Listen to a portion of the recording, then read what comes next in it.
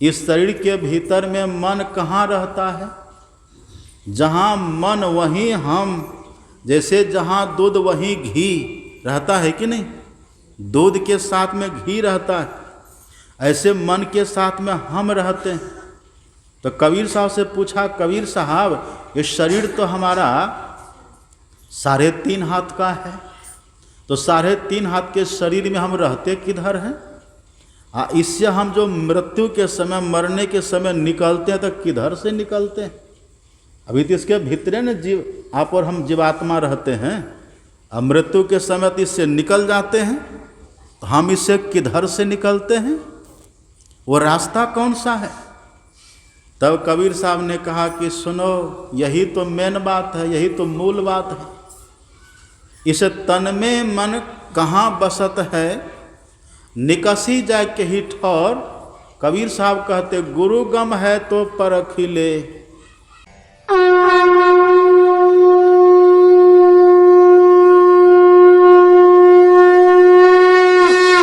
भगवान श्री राम के मुखारविंद से सुना है। भगवान ने अपनी समस्त प्रजाओं को बुलाया है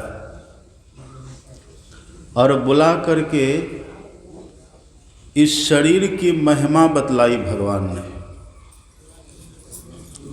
बड़े भाग्य मानुष तनु पावा, असुर दुर्लभ सब ग्रंथ ही गावा। भगवान कहते हैं यह मानव का शरीर सुर दुर्लभ है। सुर कहते हैं देवता को। देवता भी इस शरीर की याचना करते हैं। भगवान तो केवल देवता का नाम लेते हैं। आप रामायण में ही पढ़ेंगे, और भी गरुड़ जी महाराज ने काकभुसुंडी जी से पूछा है, सबसे दुर्लभ, सबसे उत्तम, सबसे श्रेष्ठ, सबसे उपादेय कौन सा शरीर है? तब गरुड़ जी के पूछने पर काकभुसुंडी जी महाराज ने कहा, नरतन सम नहीं कबन्यु देही। नरतन के समान, मानव तन के समान दूसरा कोई भी शरीर नहीं है। यहाँ तक कि देवी देवताओं का जो शरीर है वह भी इसके सामने, मानव तन के सामने निकृष्ट है। सबसे सुंदर, सबसे श्रेष्ठ यह मानव का शरीर है। इसी बात को संत कबीर साहब कहते हैं, यह मानव तन है अनमोल, देखो अंतर के पट खोल, लेकर ज्ञान तराजू तौल रे अभागा मनवा। यह मानव तन है हीरा, मूरख समझे इसको खीरा, हमरा देख देखे हुए पीरा रे अभागा मनवा। यह शरीर अनमोल है, हीरा है, बहुत उत्तम शरीर है। यह किसने बनाया है? अभी सुने न पाठ में, देत ईश। कौन गप कर रहे हैं इधर? गप नहीं करिए। देत ईश, ईश कहते हैं ईश्वर को। ईश्वर कृपा करके तब यह शरीर हम लोगों को देते हैं। संत कबीर साहब इसी बात को कहते हैं, साईं को सियत मास 10 लागे, और ठोक ठाक के बीनी चदरिया।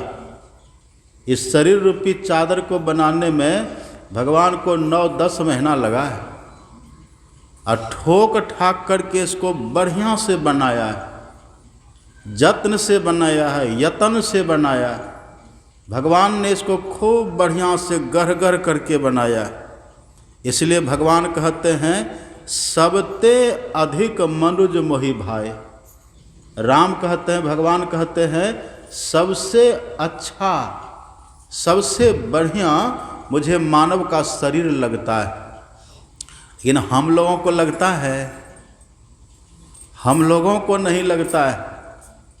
भगवान खुद इसको बढ़िया से ठोक ठाक करके, बढ़िया से गढ़ गढ़ करके, रच रच करके, जहाँ पर जो चाहिए वहाँ पर वह दे करके खूब बढ़िया से बना करके तब यह मानव का तन हम लोगों को दिया है।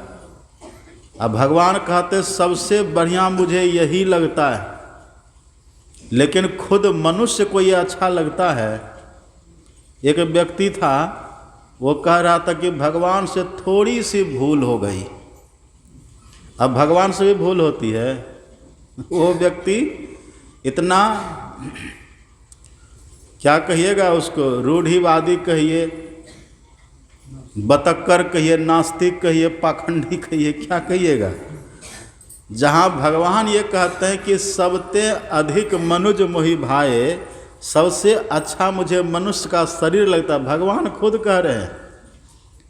और कबीर साहब कहते हैं भगवान ने खूब रच रच करके बढ़िया से बनाया है। हाथी को तो ऐसे बना के छोड़ दिए, अन्य पशु पक्षियों को, अन्य शरीरों को, 84 लाख प्रकार का जो शरीर है उसको तो भगवान ने ऐसे बना करके छोड़ दिए। लेकिन मानव तन के लिए कबीर साहब कहते ठोक ठाक के बिनी चदरिया, जहाँ जो चाहिए वहाँ वही दे करके, उसी तरह से दे करके, वैसा ही दे करके, गढ़ गढ़ करके, बढ़िया से, शांति से, स्थिरता से भगवान ने धैर्य के साथ इस मानव तन को बढ़िया से बनाया है। लेकिन वो व्यक्ति कह रहा था भगवान से थोड़ी सी भूल हो गई। क्या भूल हो गई? वो व्यक्ति कह रहा था, होता न किसी किसी व्यक्ति को गलती निकालने का स्वभाव हो जाता है, वो सब बात में गलती निकालेगा। अब कितना बढ़िया से बढ़िया कर दीजिए तब भी गलती निकालता है कि नहीं। एक व्यक्ति को मिठाई खाने की बड़ी आदत थी, तो मिठाई खूब बढ़िया से बनाया, खाया, कहाँ मिठाई बनी तो अच्छी, लेकिन चीनी थोड़ी कम रह गई। दूसरा दिन बनाया और चीनी की मात्रा बढ़ा दिया, फिर खाया, कहा हाँ ठीक है, पर थोड़ी सी कमी और रह गई, और थोड़ी चीनी रहती ना तो ज़्यादा अच्छा होता। अब रोज़ रोज़ यही कहे। एक दिन क्या किया, चीनी की ही मिठाई बना दिया, चीनी को ही पिघला करके, और कुछ नहीं मिला, केवल चीनी, उसी को खूब बढ़िया से और गोल करके उसी की मिठाई बना दिया। अब वो जो वो व्यक्ति खाया, कहा हाँ ज़्यादा मीठा भी ठीक नहीं होता है। पहले कह रहा था चीनी कुछ कम रह गई, और जब पूरे चीनी का ही मिठाई बना दिया तब वो कहता कि हाँ पूरा मीठा भी ठीक। तो किसी किसी को दोष निकालने का स्वभाव हो जाता है। कितना ही बढ़िया कर दीजिए, अब दीवार आप कितना बढ़िया से बनाते हैं लोग, खूब बढ़िया से, जैसे कोई महल को संवारी राखे निको करी। आप महल अपना बनाते हैं ना, कितना सवार करके बनाते, कितना बढ़िया से रच रच करके बनाते हैं कि नहीं। अच्छा सा राजमिस्त्री आप ढूंढ करके लाते हैं, उसको कह करके खूब बढ़िया से, अच्छा से आप उसको बालू दिलवाते, रेता दिलवाते हैं, और मात्रा से सीमेंट दिलवाते हैं, गिट्टी दिलवाते हैं, छड़ दिलवाते हैं, सब कुछ दिलवा के तब न बनाते हैं। फिर ऊपर से कितना बढ़िया प्लास्टर कर दिए, पुट्टी कर दिए, रंग रोगन कर दिए, कितना चकाचक हो गया। लेकिन चींटी क्या करेगी? चींटी आकर के वहाँ छेद ढूंढते, किधर छेद है। आप कितना बढ़िया बना, उससे मतलब है चींटी को? चींटी को तो छेद से मतलब है। ऐसे ही संत कहते हैं, जैसे कोई महल को संवारी राखे निके करी, और चींटी तहाँ जाए छिद्र ढूंढत फिरतु है, वो छिद्र ढूंढते फिरता है। ऐसे ही दुष्ट को स्वभाव उठी निंदा ही करतु है। जो दुर्जन व्यक्ति होते हैं ना, जो दोषदर्शी व्यक्ति होते हैं, वो कितना भी अच्छा सा बना दीजिए लेकिन वो दोष ही देखता है। अब जिसके लिए सभी संत महापुरुष कहते हैं, भगवान कहते हैं, यह मानव का तन 84 लाख में सबसे बढ़िया है। उस व्यक्ति ने कहा कि हाँ बढ़िया तो है, लेकिन भगवान से थोड़ी सी भूल हो गई। और यदि मैं वहाँ रहता तो भगवान से कह देता कि भगवान ये थोड़ी कमी है, इसको दूर कर दीजिए। तो पूछा क्या कमी रह गई? कहा कि देखिए कितना बढ़िया मुंह दिया भगवान ने, कितना अच्छा मुंह दिया। इस मुंह से हम खीर खाते हैं, इससे हम तरह तरह का मिष्टान्न खाते हैं, मेवा खाते हैं, अच्छा अच्छा सब पदार्थ खाते हैं ना, कितना बढ़िया बढ़िया खाते हैं। अब मुंह के ऊपर में नाक देना भगवान को कोई ज़रूरी थी जिससे नेटा निकलता रहता है? कितना गंदा गंदा पदार्थ इससे निकलता है, इसको मुंह के ऊपर में देने की क्या जरूरत है? पीछे में लगा देते, उधर पीछे से अपना नेटा बहता रहता। जहाँ हम खीर खाते, जहाँ दूध पीते हैं, जहाँ दही खाते हैं, जहाँ तरह तरह का मेवा मिष्टान्न खाते हैं, वहाँ नेटा वाला यंत्र लगाना कोई ज़रूरी था भगवान को? पीछे लगा देता। एक व्यक्ति ने बगल से कहा कि यदि पीछे लगाता आंख खराब होती तो चश्मा कहाँ रखते? भगवान सब सोच के न बनाए हैं। अब चश्मा रखते कहाँ? नाक पर ही तो रखते हैं, तब तो आंख में से दिखाई पड़ती है। तो भगवान तो बहुत सोच समझ के न किया। लेकिन वो व्यक्ति बड़ा सख्खर, बड़ा तिल का तार बराने वाला, बड़ा बतबल्लर एक होता है ना, वो बोलते भी जा रहा है। जिस मानव तन की महिमा का बखान खुद भगवान कर रहे हैं, वो उसकी निंदा भी करते जा रहा है। और चलते चलते रास्ते में एक बगीचा आ गया, आम का बगीचा था। अब बिज्जू आम का बगीचा, बिज्जू आम देखे आप? बिज्जू आम का पेड़ बड़ा बड़ा होता है, फल छोटा छोटा होता है, और उस फल में गुठली मोटी मोटी और गुद्दा कम होता है, अब पेड़ बड़ा बड़ा होता है। आम का बगीचा था, और उसी आम के बगीचा में नीचे तारबूज लगा हुआ था। तारबूज आप देखे ना, तारबूज बड़ा बड़ा, तारबूज तो बड़ा बड़ा होता है, अल्लाह तो उसकी पतली पतली थी। अब वो व्यक्ति कहता देखो देखो यहाँ भी भगवान गलती कर दिए, यहाँ तो गलती करवे किए, नाक आगे दे दिए, यहाँ भी भगवान गलती कर दिए। इतना बड़ा पेड़, अब फल इतना छोटा, और देखो इतनी पतली लत, ये लता, अब फल इतना बड़ा। ये तो भगवान उल्टा कर दिए ना। भगवान को तो चाहिए ये कि ये बड़ा बड़ा फल बड़ा बड़ा पेड़ में लगाते, वो छोटा छोटा फल ये छोटी छोटी लत में लगाती है, उल्टा कर दी। अब वो एक ही बात को 3 बार 4 बार 5 बार बोले चले जा रहा है। अब बारंबार उधर उंगली दिखा करके दिखावे, देखिए पेड़ कितना बड़ा अब फल कितना छोटा छोटा, वो बारंबार दिखावे। भगवान से भूल हो गई। यदि हम रहते तो भगवान को कहते कि भगवान उस फल को यहाँ लगाइए, इस फल को वहाँ लगाइए। वो बारंबार उंगली दिखा रहा था। और संजोग क्या हुआ, भगवान तो सब कुछ जानते हैं ना। एक बात जान लीजिए, भगवान न तो कभी सोते हैं, अब भगवान न तो कभी बेहोश होते हैं, अब भगवान न तो कहीं आते जाते हैं।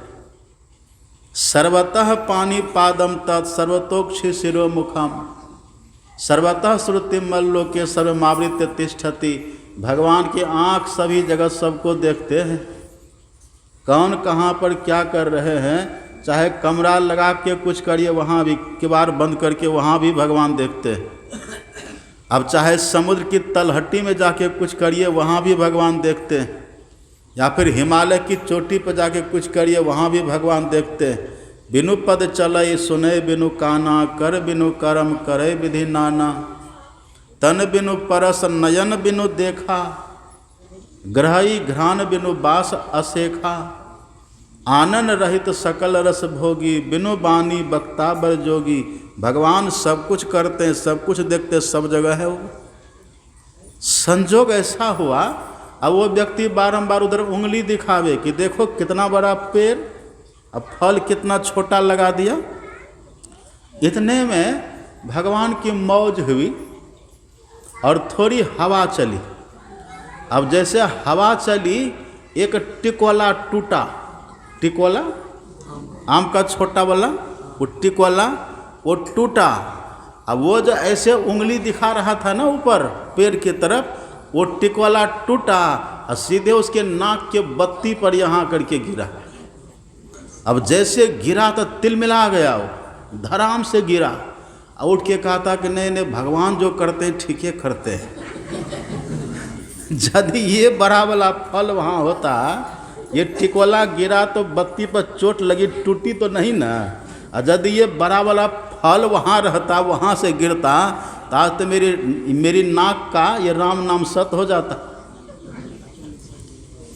तो लोग अंततोगत तो हम मान लेते हैं, विश्वास करते हैं, लेकिन पहले कितना दोष निकालते हैं। तो भगवान कहते हैं ये मानव का जो शरीर है ना, सबसे बढ़िया है, सबसे श्रेष्ठ है, सबसे उत्तम है। लेकिन ये मिला है किस लिए? यह मानव का तन किसके लिए मिला है? मिल तो गया है मानव का शरीर हम लोगों को, उत्तम तो है, सुर दुर्लभ है, सभी जीव इसको चाहता है। लेकिन ये जो हम लोगों को अभी मिला है, इसके मिलने के मूल में उद्देश्य क्या है? कभी सोचा आपने, कभी विचारा? देखिए अभी भगवान वही बात समझा रहे थे, कह रहे थे, हे मेरी प्रजाओं, यह जो मानव का तन मिला है ना, इसका बस एक ही उद्देश्य है। क्या है?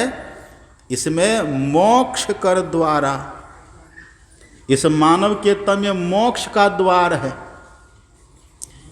इस मनुष्य के शरीर में एक द्वार लगा हुआ है जो मोक्ष का द्वार है।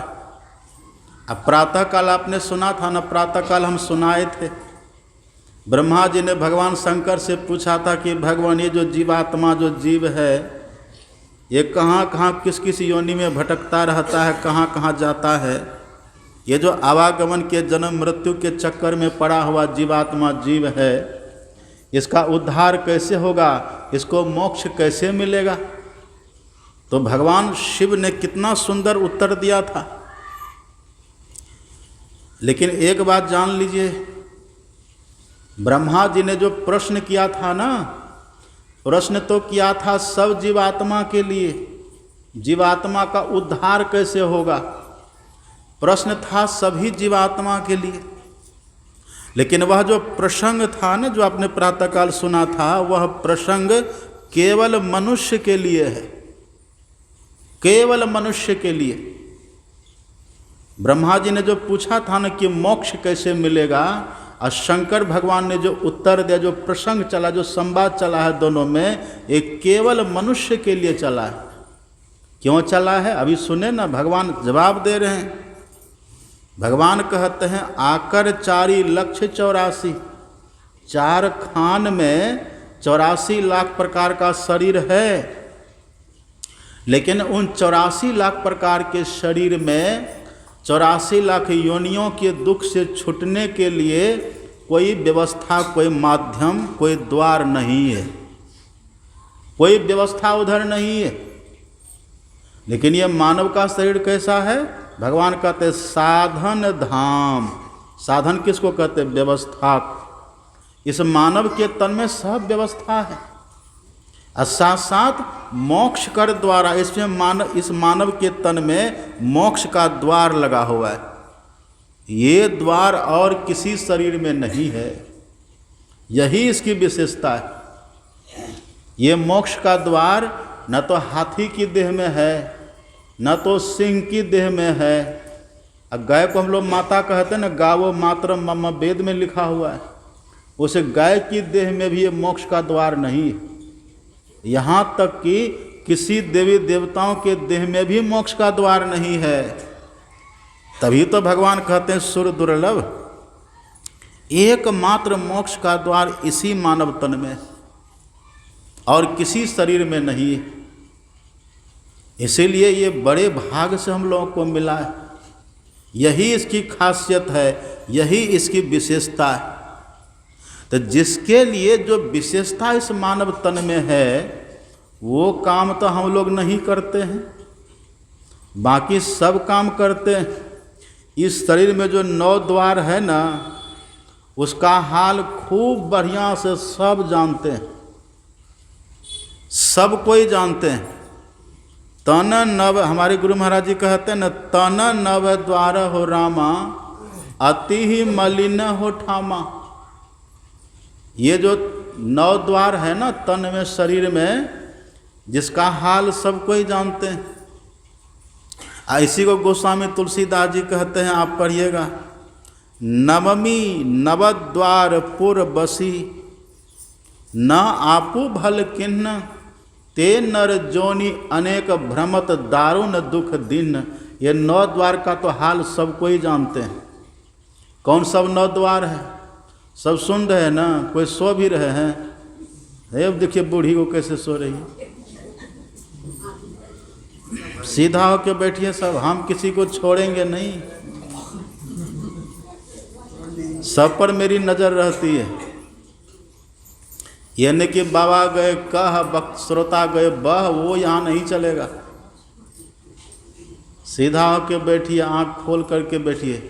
अच्छा, कभी काल आपने देखा, आपके जो छोटे छोटे बच्चे होते हैं ना घर में, कभी काल वो दूध नहीं पीना चाहता है। क्यों नहीं पीना चाहता? कभी काल उसके जीभ में कोई रोग हो जाता है, उसको स्वाद नहीं लगता है, वो दूध पीना नहीं चाहता। लेकिन माँ क्या करती है, उसको ज़बरदस्ती दूध पिलाती है। भले उसको दूध का स्वाद भले नहीं लगे, लेकिन जब वो दूध पेट में जाता है तो शक्ति देता है कि नहीं, ताकत देता है ना।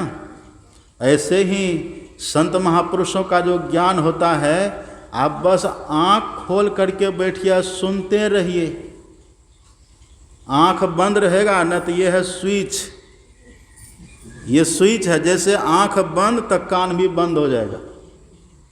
आँख बंद जैसे सोए तो कान सुनेगा। इसलिए आप पढ़िएगा रामायण में, जीवन मुक्त ब्रह्म पर चरित सुनहि तज ध्यान।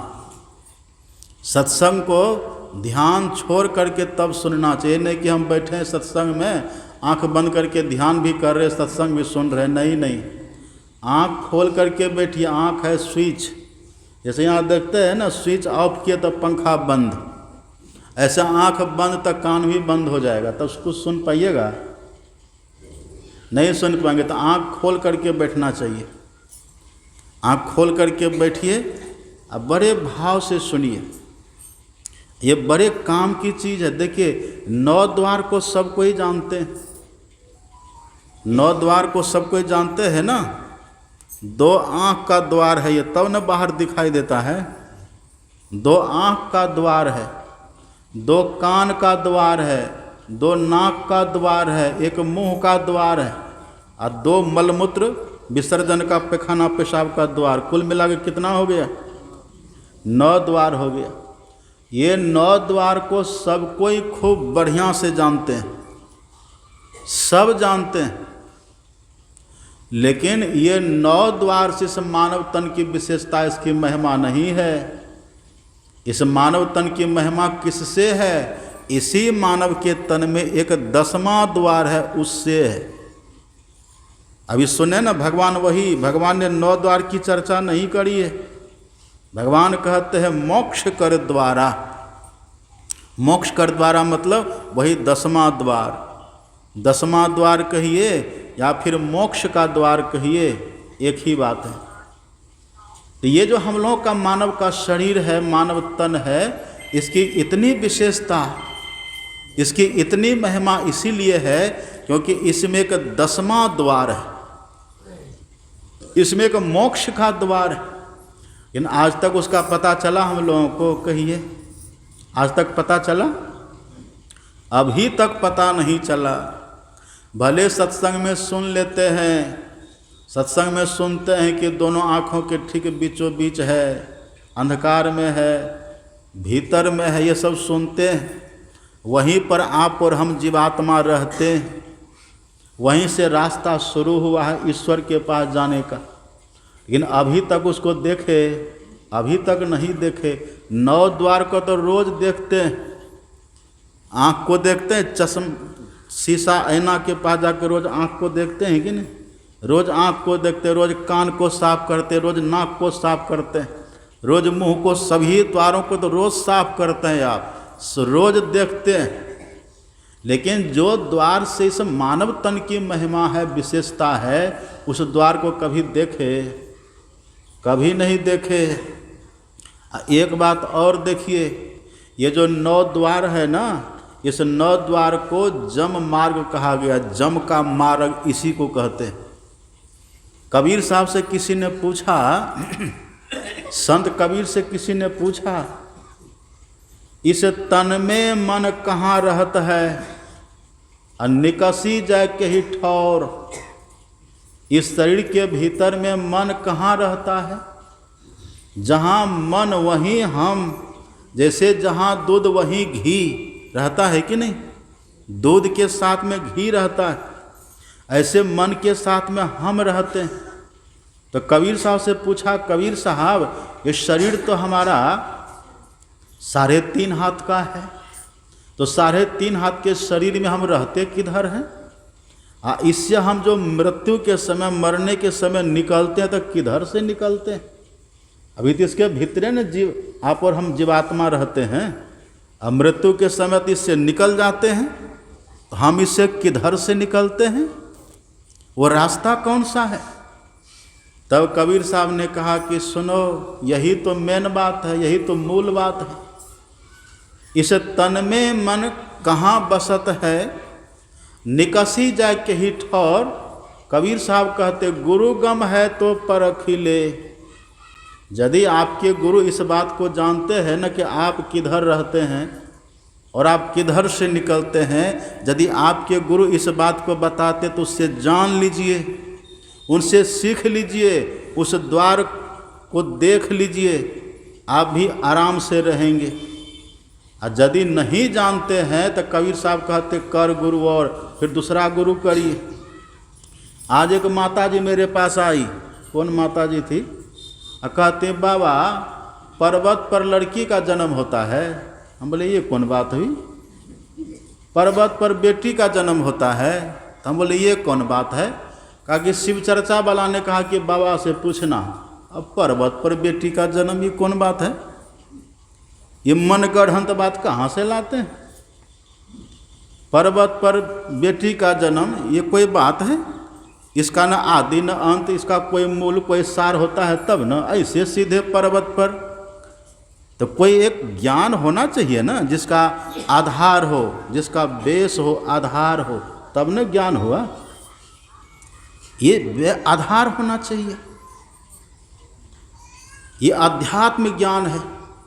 मन गढ़ंत बात को सुनते फिरिएगा, उलुल जुलुल बातों को, जिसका कोई ओर छोर नहीं है, जिसका कोई आदिगंत नहीं है, जिसका कोई आधार नहीं है, ऐसे फालतू बात में दिमाग लगाते फिरते हैं। और जो बात भगवान कहते, संत महात्मा कहते, उस पर आपको विश्वास नहीं होता है। देखिए कबीर साहब से पूछा, कबीर साहब कहते हैं यदि आपके गुरु इस बात को जानते हैं, किस बात को, तो मृत्यु के समय आप किधर से निकलते हैं, किधर से निकलते हैं, अब किधर से निकलना चाहिए। यदि इस बात को आपके गुरु जानते हैं तो समझ लीजिए, और यदि इस बात को आपके गुरु नहीं जानते हैं ना, तो फिर किसी और से पूछिए। इस बात को जो बता दे, जो जना दे, उससे पूछ लीजिए। नातर कर गुरु और दूसरा गुरु कर लीजिए। तो कबीर साहब से पूछा कि कबीर साहब आप ही बता न दीजिए, आप ही बता दीजिए, गुरु कहाँ खोजने जाएंगे, आप तो है ये, तो आप ही बता दीजिए।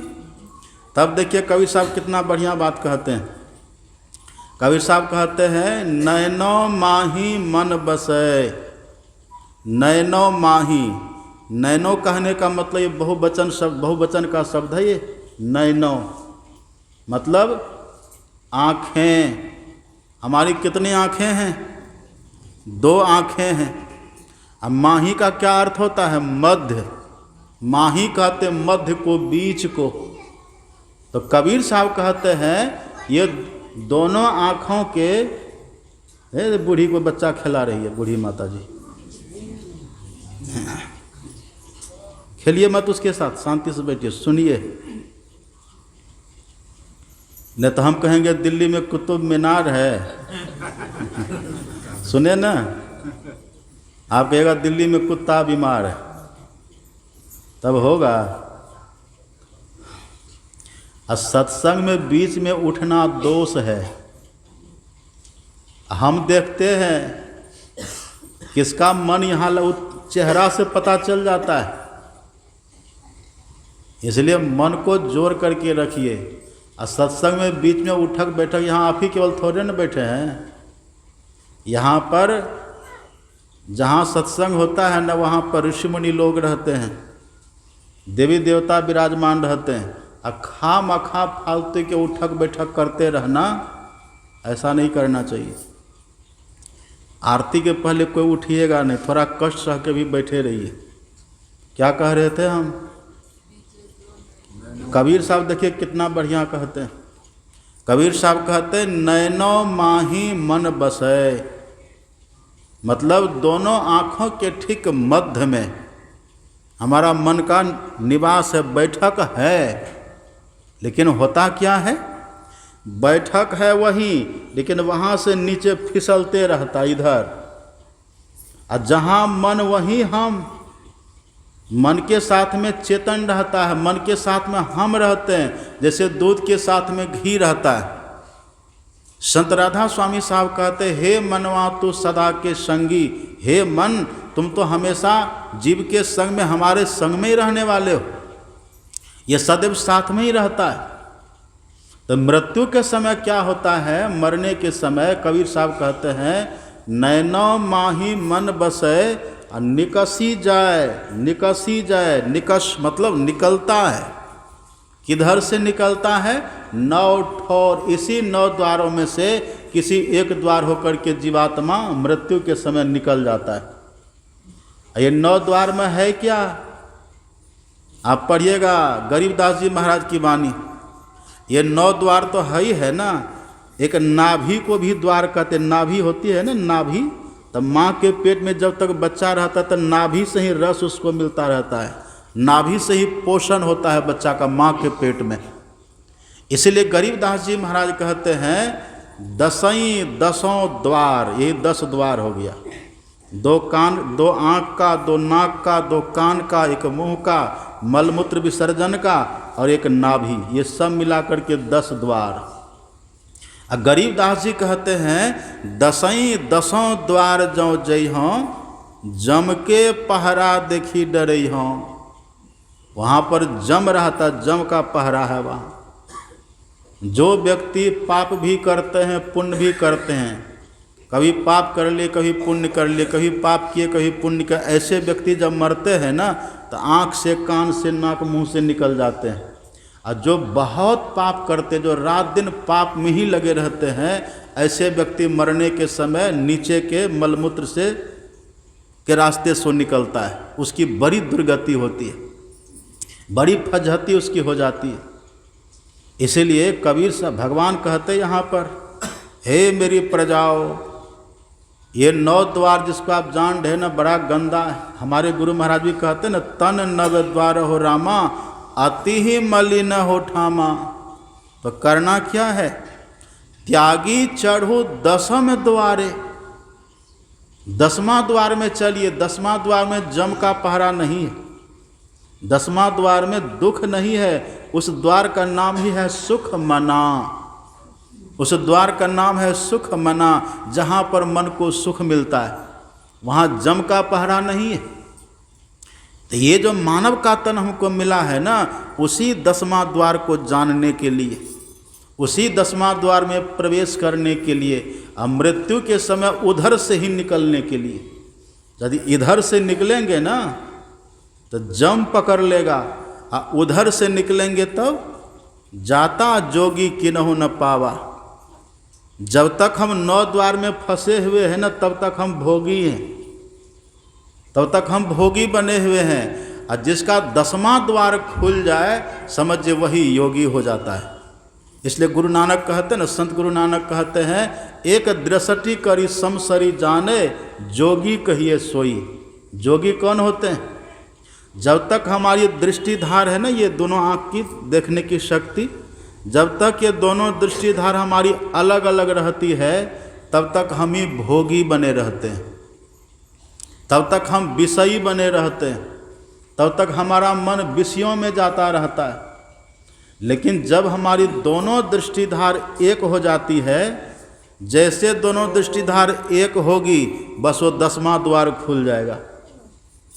और जैसे 10वां द्वार खुला तो हम हो गए योगी, हम हो गए योगी, अब वो हो गए भोगी।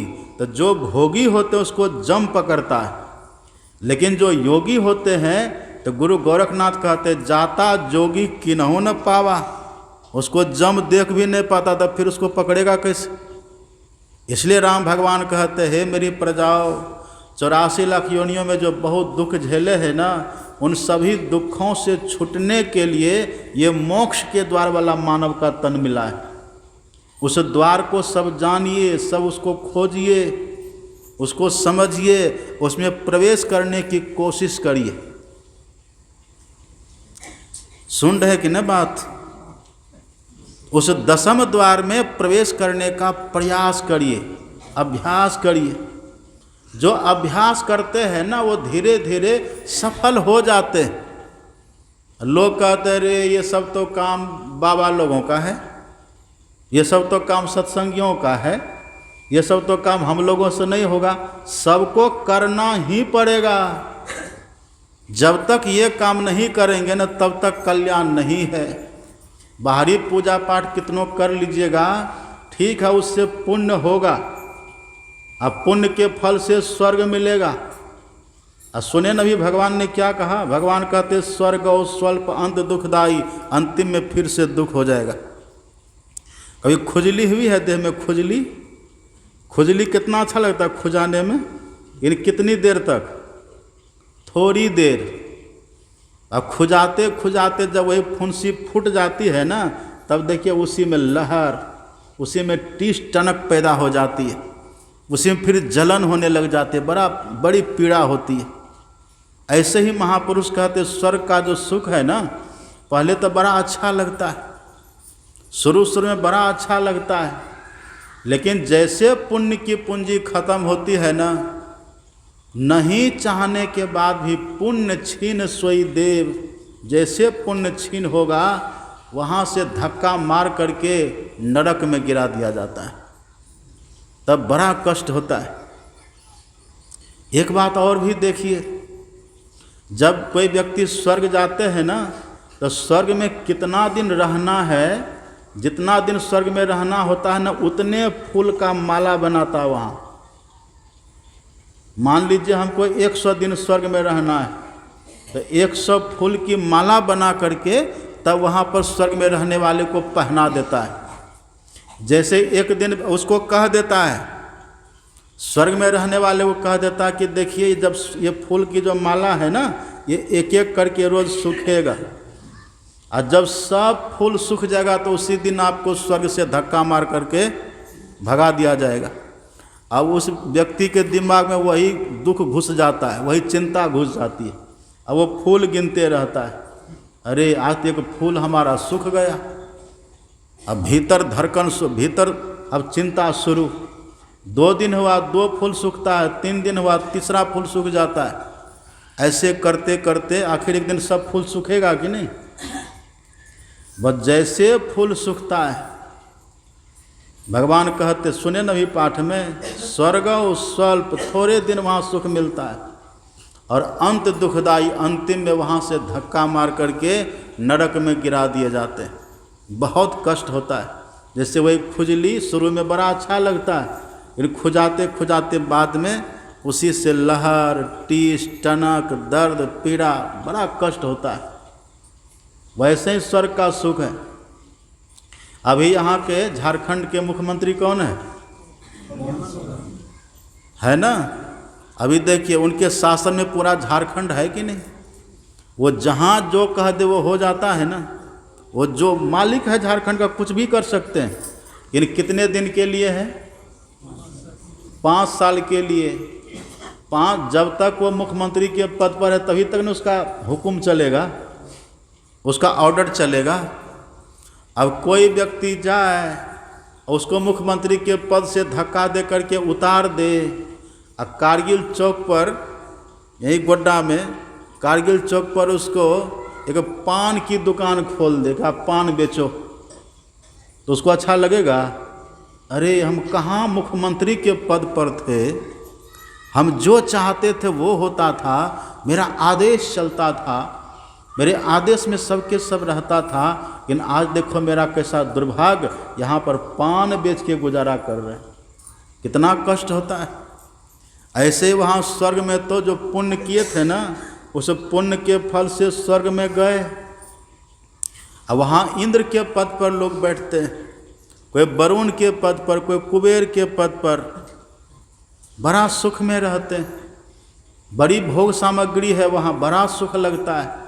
लेकिन जैसे पुण्य छीन होता है ना, वहाँ से धक्का दे करके, धकेल करके उसको नरक के यम यातना में भेज दिया जाता है। बड़ा कष्ट वहाँ होता है। इसीलिए पुण्य करिए ठीक है, लेकिन भगवान ये कहते हैं कि हे मेरी प्रजाओ, इस मानव के तन में जो एक 10वां द्वार है, उस 10वां द्वार को यदि जान लीजिए और यदि उसमें प्रवेश कर गए तब तो आप खुद देवता ही बन गए। इसलिए दादू दयाल जी कहते हैं ना, सतगुरु पशु मानुष करें, मानुष थे सिद्ध सोए और दादू सिद्ध थे देवता देव निरंजन होए। जो सच्चे सदगुरु होते हैं ना, वो पशुता, मनुष्य के भीतर जो पशुता होती है ना, उसको ख़त्म करके मनुष्यता ला देते हैं और फिर उसी को देवता बना देते हैं, फिर उसी को सिद्ध बना देते हैं, फिर उसी को निरंजन बना देते हैं। ये सदगुरु करते हैं। तो यदि गुरु की कृपा से वो 10वां द्वार किसी का खुल गया, तब तो अंधकार खत्म हो जाता है। और उसका परिणाम क्या होगा? हमारे सदगुरु महाराज जी कहते हैं, भा प्रकाश मिटल अंधियारी, सुख भयल बहुत तेर है, आ गुरु कृपा की कीमत नाही, मिटल 84 फेर है। जैसे भीतर में प्रकाश हो गया, वो द्वार हमारा खुल गया, अब 84 लाख में कभी नहीं जाइएगा। अब 84 का चक्कर खत्म हो गया। अब 84 के फंदा में हम कभी नहीं जाएंगे, वो 84 का चक्कर खत्म। और यदि मान लीजिए हम दीक्षा लिए और 10वां द्वार को खोलने का प्रयास किए, हम रोज 3 बार ध्यान करते हैं, 2 बार स्तुति प्रार्थना करते हैं, मानस जप करते हैं, मानस ध्यान करते, सब कुछ हम करते हैं। और करते करते किसी को 10 साल हो गया, किसी को 20 साल हो गया, किसी को 30 साल हो गया, लेकिन 10वां द्वार नहीं खुला, आप पहले ही मर गए। उसका परिणाम क्या होगा? मतलब ध्यान में सफलता हमको नहीं मिली। ये मानव तन में जो 10वां द्वार है, जिसको खोलने के लिए मानव तन मिला था हमको, उसमें प्रवेश करके मोक्ष पाने के लिए जो मानव का तन मिला था हमको, उसकी साधना हमने करी, मेहनत हमने की, परिश्रम हमने किया, लेकिन उसमें हम प्रवेश नहीं कर सके। अब बीच में ही मर गए। उसका परिणाम क्या होगा? फल उसका क्या होगा? आप पढ़िएगा, गीता में भगवान श्री कृष्ण ने लिख दिया, कह दिया है। वहाँ पर भगवान कहते कि हे अर्जुन, जो बीच में ही शरीर छोड़ दिया, सफलता जिसको नहीं मिली, तो परिणाम क्या होता है? भगवान कहते हैं, प्राप्य पुण्य कृताम लोकानुषित्वा शाश्वती समाहा, शुचिनाम श्रीमताम गेहे योग भ्रष्टो भी जायते, अथवा योगी नाम एवं कुले भवती धीमताम, यतद्धि दुर्लभतरम जन्म लोके जन्म यदि दृशम। भगवान कहते, हे अर्जुन, यदि बीच में ही किसी का शरीर छूट गया, सफलता नहीं मिली, तो परिणाम ये होता है, वो जब शरीर छोड़ते हैं ना, मृत्यु जब उसकी होती है, तो मृत्यु के बाद पुण्य कर्म करने वाले को जो स्वर्ग मिलता है, पहले उस स्वर्ग के विशाल सुख को वो भोगता है। वो मुफ्त में मिलेगा, वो मुफ्त में मिलता है। लेकिन दोनों में फर्क क्या है?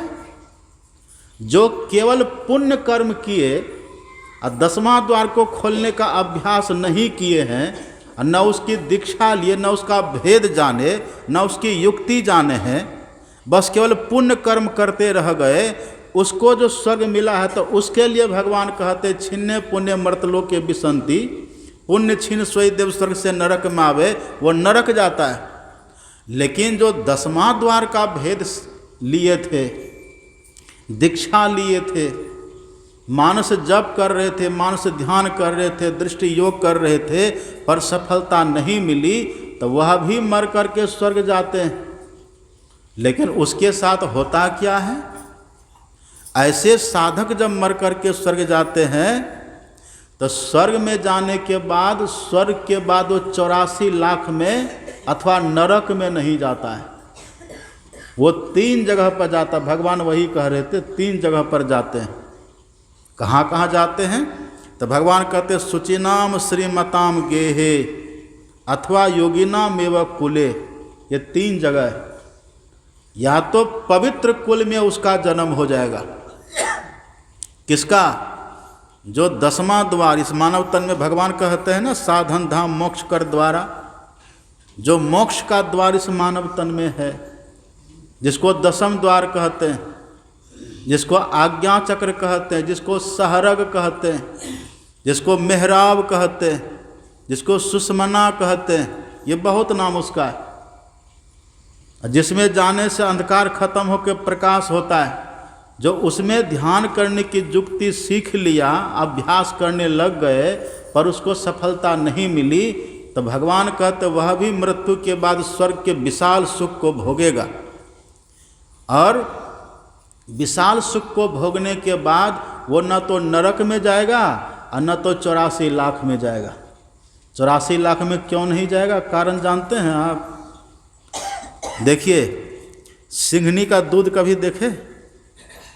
सिंघनी का दूध पर सुने तो है ना, सिंघनी का दूध जब भी रहता है तो सोना के पात्र में रहता है। दूसरा पात्र में रखिएगा तो फोड़ देगा उसको, वो नहीं रहेगा।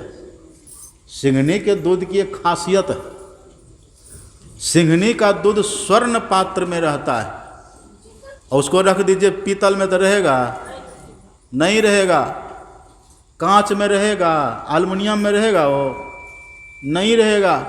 सिंघनी का दूध जब भी रहता है ना, वो स्वर्ण पात्र में ही रहता है। इसी तरह से ये दीक्षा लेकर के जो अभ्यास किए और संस्कार जो बन गया ना, ये संस्कार मानव तन में ही टिकता है।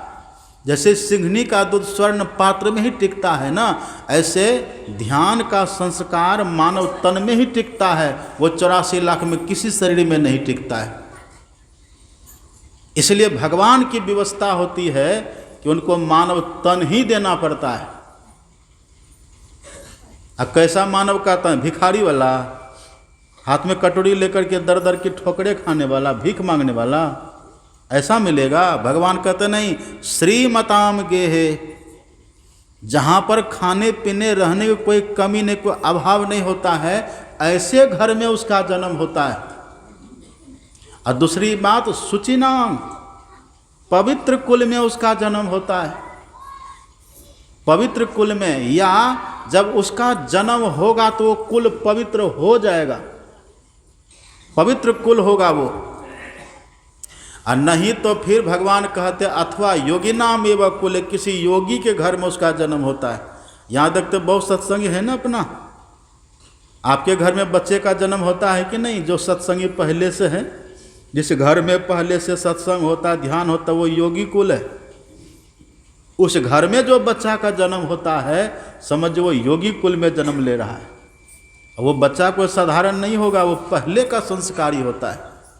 ये 3 बात है, या तो पवित्र कुल में जन्म होगा, या तो फिर श्रीमान कुल में जन्म होगा, और नहीं तो योगी कुल में उसका जन्म होता है। वह न तो 84 लाख में जाएगा और न तो नरक में जाएगा। जैसे सिंघनी का दूध जब भी रहेगा तो स्वर्ण पात्र में रहेगा, ऐसे ये भजन का संस्कार जब भी टिकता है तो मानव तन में टिकता है और कहीं ये नहीं जा सकता। इसलिए भगवान कहते हैं साधन धाम मोक्ष कर द्वारा। इस मानव तन में ये मोक्ष का द्वार किधर है, इसको जान लीजिए। लेकिन अपने से पता चलेगा? इसके लिए भगवान ने कह दिया करंधार सदगुरु दृढ़ नावा।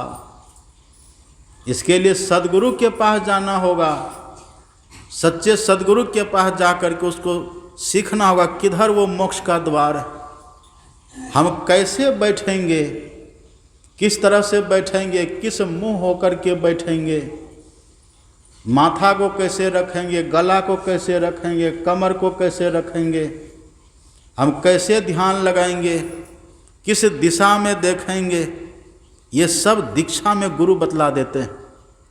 और जब खूब बढ़िया से सीख लेते हैं ना, हम लोग को गुरु महाराज जी बताए हैं ना, हमारे गुरु महाराज जी देखिए कितना बढ़िया कहते हैं, आप पढ़िए पदावली में। गुरु महाराज जी कहते धर गर मस्तक सीधी साधी आसन आसीना।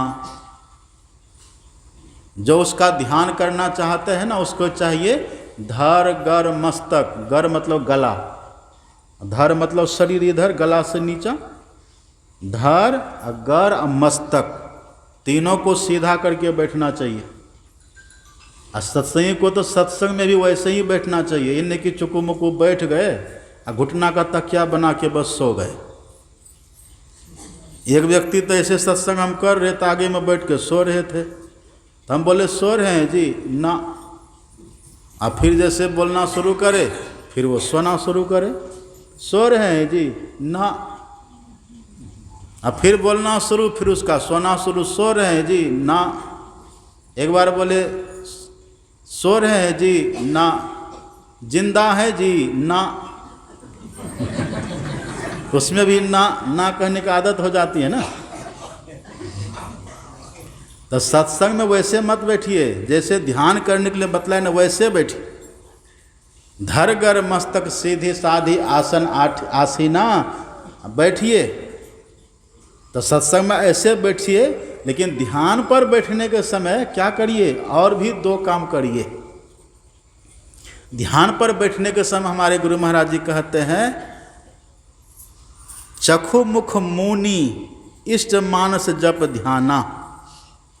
आंख बंद करके बैठिए, मुंह बंद करके बैठिए, धरगर मस्तक को सीधा करके बैठिए, और उसके साथ और क्या करिए, अधः ऊर्ध्व और दाएं बाएं पिछू पांचों त्याग, और षष्ठ बीचों बीच। यही देखिए, देखने का इशारा कर देते गुरु महाराज।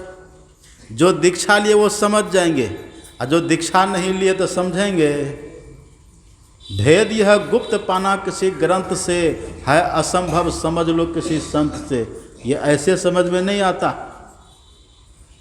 बिन दया संतन की में ही जानना इस राह को, हुआ नहीं होता नहीं वो होनहारा है नहीं, नहीं होगा। यह जानता कोई राजदां गुरु की शरण जो ली, इनके सिवा न आन जो मदमान चलन ली। तुलसी कहे सुन ऐ तकी, यह राज बातिन है जुदा, रखना हिफाजत से इसे तुझको निशा ऊंचा दिया। ये 10वां द्वार, ये मोक्ष का द्वार, ये गुरु दीक्षा में बतलाते हैं।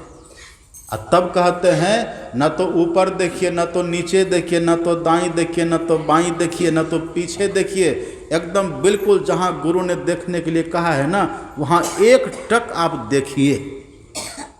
अब जैसे एक टक वहाँ देखिएगा ना, आपके भीतर आंख बंद करने से अंधकार दिखता है ना, उसी अंधकार को कहते हैं नयन कमल तम। उसी को कहते हैं नयन कमल तम, मतलब आंख के भीतर का अंधकार है वो। हमारे गुरु महाराज जी कहते हैं उसी अंधकार के मध्य में वो जगह है जो मोक्ष का द्वार है, जो 10वां द्वार है। आंख बंद करने के बाद जो घोर अंधकार दिखता है ना, उसी अंधकार के ठीक बीचों बीच वो द्वार है, ठीक मध्य में वो द्वार है। अब कहिए कैसे पता करिएगा? हमारे गुरु महाराज कहते नयन कमल तम मांझ से, नयन कमल तम मांझ, मांझ का मतलब मध्य बीच से पंथ ही धारिये, वहीं से रास्ता का प्रारंभ हुआ है, वहीं पर द्वार है। तो बीच को कैसे देखिएगा? अच्छा, आप आंख बंद करके देखते तो अंधकार आपको कैसा दिखता है? चौकोर दिखता है, कि त्रिकोण दिखता है कि गोल दिखता है? कैसा दिखता है? गोल की त्रिकोण की चौकोर, त्रिभुज की तरह कि चतुर्भुज की तरह कि गोल दिखता है? वृत्ताकार कैसा दिखता है? हाँ, वृत्ताकार दिखता है। आंख बंद करके जब अंधकार को देखिएगा ना, वो गोल दिखता है, गोल फुटबॉल की तरह गोल दिखता है। और आपसे कोई पूछे फुटबॉल का मध्य कहाँ है कहिए, तो क्या कहिएगा? फुटबॉल का बीच कहाँ होता है? फुटबॉल का बीच कहाँ है? जहाँ हवा देते हैं। फुटबॉल का मध्य कहाँ है? देखिए, वो तो गोल है ना। आपकी उंगली जहाँ जाकर के सट जाएगी ना फुटबॉल में, वही उसका मध्य हो जाएगा। अब कहीं भी उंगली से छू दीजिए, वही मध्य है ना। चूंकि गोल है ना, वो जहाँ छुएगा वही मध्य हो जाता है। समझ रहे हैं कि नहीं बात? झूठ बात है ये? झूठ है कि सच है? चूंकि फुटबॉल गोल है ना, आप उसको जहाँ छू दीजिएगा वही उसका मध्य हो जाएगा, है कि नहीं? ऐसे ही अपने भीतर जो गोलाकार ये दिखता है अंधकार, उस अंधकार में दोनों दृष्टि जहाँ सट जाए वही उसका मध्य है। यही उसकी नाप है बस। जहाँ दोनों दृष्टि सटे, स्थिर होकर के रहे, ये भगवान की बड़ी बनावट है। ये भगवान ने बहुत सोच समझ करके बनाया है। आंख बंद करके जब ध्यान करिएगा ना आप, ये जहां भी दोनों दृष्टि सटेगी वो मध्य ही होगा। ऐसे ध्यान करने के समय देखते हैं ना, कभी इधर प्रकाश कभी इधर वो तो स्पार्किंग होता है, कभी सटा हटा सटा हटा। लेकिन जब उसी एग्जैक्ट पॉइंट पर जब दोनों दृष्टि धार जाएगी ना, वहाँ जो चिपकेगी, वहाँ जो मिलेगी, सटेगी, तो जल्दी वो हटेगी भी नहीं। वो जैसे दोनों दृष्टि धार वहाँ मिलेगी ना, बस दृष्टि दोनों दृष्टि के मिलते ही वहाँ पर बिंदु उग जाएगा। दो रेखाओं के मिलन से क्या बनता है? क्या बनता है? ढोंढरी में तो सब विद्वान पढ़े लिखे लोग हैं, हमने सुना है। सब देते एकदम बड़ा बड़ा आलीशान महल, और आश्रम देखिए टूटा फूटा। दो रेखाओं के मिलन से क्या होता है? जहाँ दो रेखाएं मिलती है ना, वहीं पर बिंदु बन जाता है। दो रेखाओं के मिलन से बिंदु बनता है ना नियम ये। ऐसे दोनों दृष्टिधार जहाँ पर मिलेगी वही अपने भीतर का मध्य होगा, और वहीं पर ज्योतिर्बिंदु उग जाएगा। वही जो ज्योतिर्बिंदु उगा ना, वही है 10वां द्वार, वही है। उसी बिंदु पर जो अपने दृष्टि को टिका करके रखता है। हमारे गुरु महाराज कहते हैं, युग दृष्टि की एक तीक्ष्ण नोक से, दोनों युग मतलब दोनों, दृष्टि दोनों दृष्टि को मिला करके तब जो तीक्ष्ण धार बनती है ना, पहले तो बिंदु दिखेगा, अब बाद में उस बिंदु का भी भेदन हो जाता है। और जैसे बिंदु का भेदन होगा, बस रास्ता खुल जाएगा, मार्ग आपको मिल जाएगा। और जैसे रास्ता मिला, बस आप चल पड़ेंगे। और जैसे चलेंगे तो परिणाम क्या होगा? हमारे गुरु महाराज जी कहते, चलत पंथ सुख होत महा है। जैसे भीतर के रास्ते पर चलेंगे ना, महान सुख मिलना शुरू हो जाएगा, बहुत सुख मिलेगा। एक शिष्य थे भगवान बुद्ध के, वो पहले राजा, और सब राजपाट को छोड़ छाड़ करके वो भिक्षुक बन गया। भगवान बुद्ध के साथ में भिक्षु बन करके रहने लग गए। भगवान बुद्ध ने उसको यही दीक्षा बतला दी, जाओ बैठ के ध्यान करो। ध्यान करते करते जब ध्यान में सफल हो गए, उनका वो 10वां द्वार खुल गया, बिंदु का भेदन हो गया, बड़ा सुख मिला उसको। वो अकेले में बैठ के कहते रहते थे, यह सुख है, यह सुख है, यह सुख है। जो और भगवान बुद्ध के दूसरे सब शिष्य थे ना, जब उन्होंने सुना तो जाके भगवान से कहा कि भंते, वो जो भिक्षु है ना, जो पहले राजा था, राजपाट छोड़ करके जो भिक्षु बना है, वो राजपाट की याद करके कहते रहता यह सुख है, यह सुख है। उसको क्या पता? ये भगवान बुद्ध तो त्रिकालदर्शी अंतर्जामी थे। भगवान बुद्ध तो जानते थे, लेकिन और सब नहीं जानते थे। बोले जाओ बुला कर ले आओ उसको। बुला करके लाए, कहा क्यों भिक्षु, मैंने सुना है कि तुम राजपाट की याद करके कहते रहते हो यह सुख है, यह सुख है। कहा नहीं भंते, मैं राजपाट की याद नहीं करता हूँ। आपने जो साधना की विधि बतलाई ना, आपने जो ध्यान करने के लिए बताया है, वो ध्यान जो मैंने किया उसमें मैं सफल हो गया। अब भीतर जो सुख मिलता है ना, लगता करे ये असली सुख है, वो सब तो नकली सुख था, वह तो विषय सुख था। ये आत्म सुख है, ये शाश्वत और स्थिर सुख है। ये सुख पा करके मन बड़ा प्रसन्न होता है, ये असली सुख है। वही हमारे गुरु महाराज कहते हैं,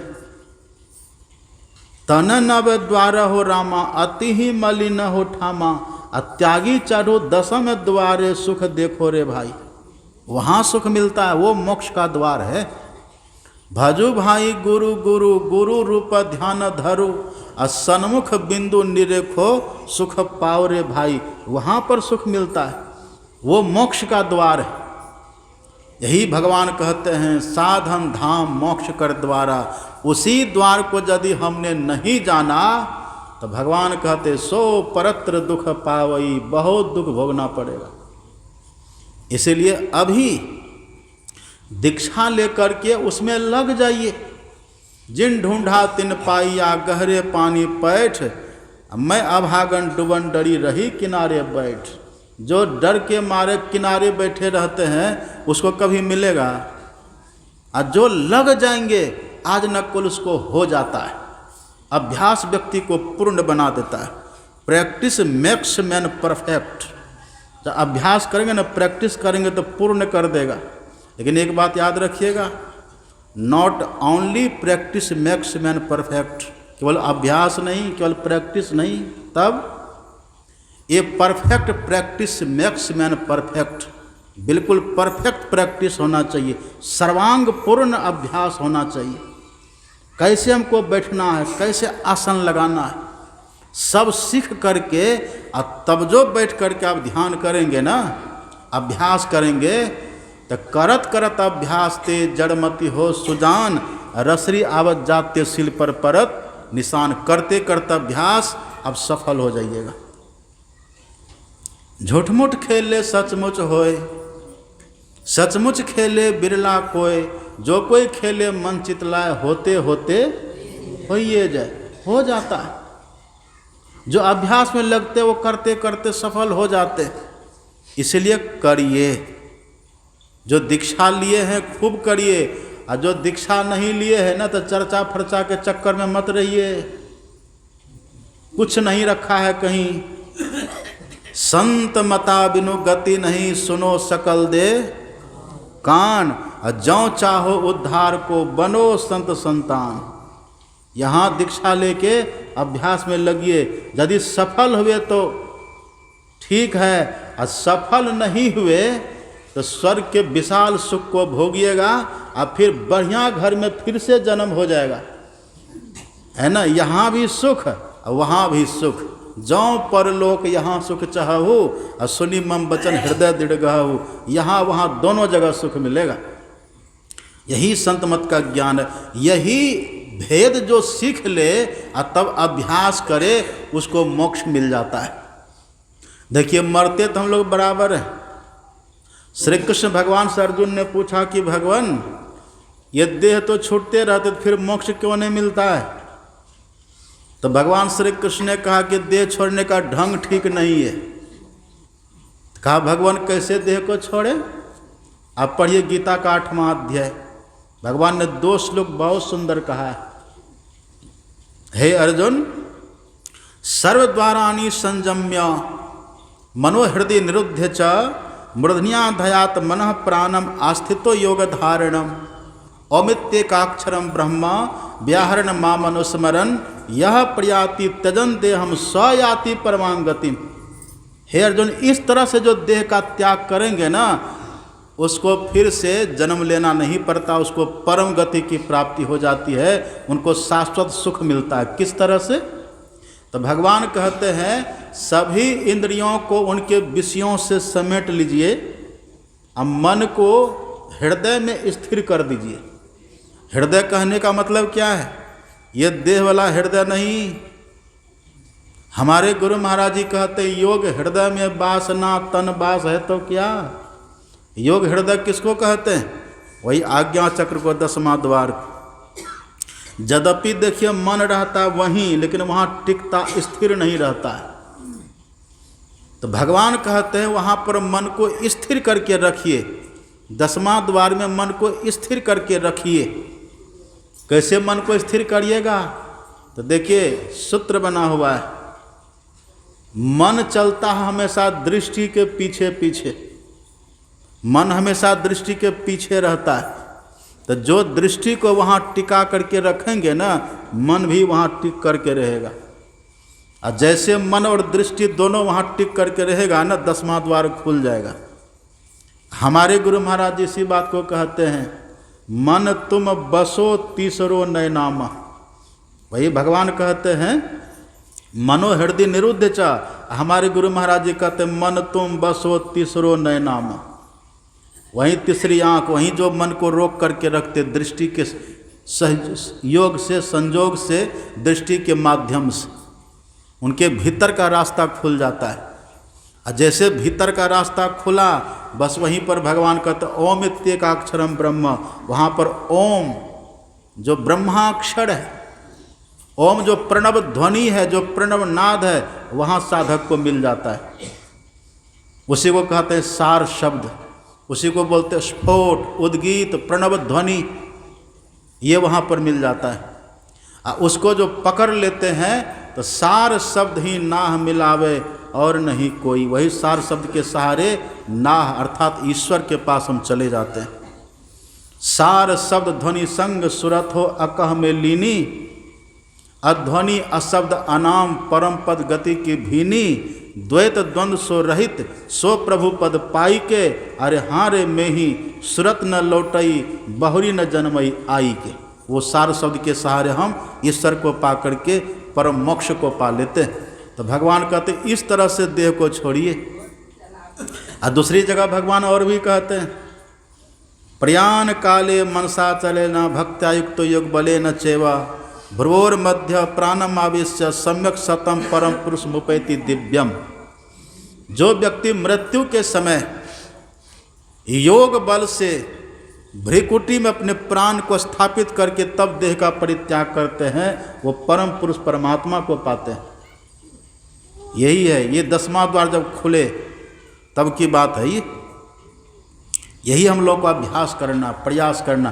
कितना दिव्य ज्ञान है ये ज्ञान को छोड़ करके जहाँ तहाँ भटकिएगा तो फिर सुख और शांति कहीं नहीं मिलेगा।